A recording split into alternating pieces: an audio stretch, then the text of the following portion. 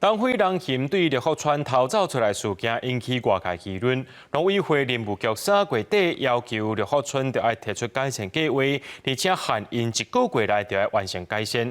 林务局今日去到现场要做第2摆检查。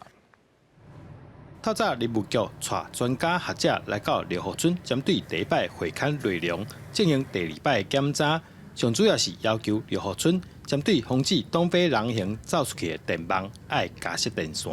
之前因为只有一条电木线，那时候就有要求他们要增加电木线的条数，以及那个电木线跟电木线之间的距离不可以过宽的这个部分。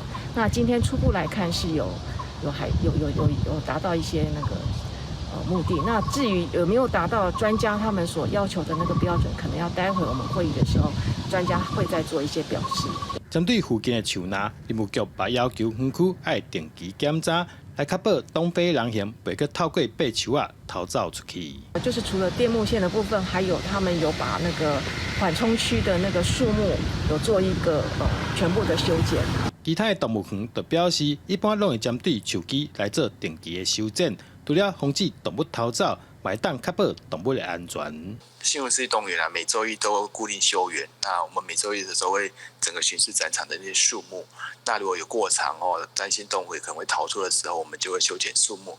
那修剪的时候，我们会注意到不要留下尖尖的地方，以免让动物受伤。绿福村发声明表示，目前除了增加3条电网电线以外，也当咧进行东非人行数量的清点，而且会增加园区内的监视器。林务局也要求园区要在半年内完成园区内全部东非人行注射晶片的工作。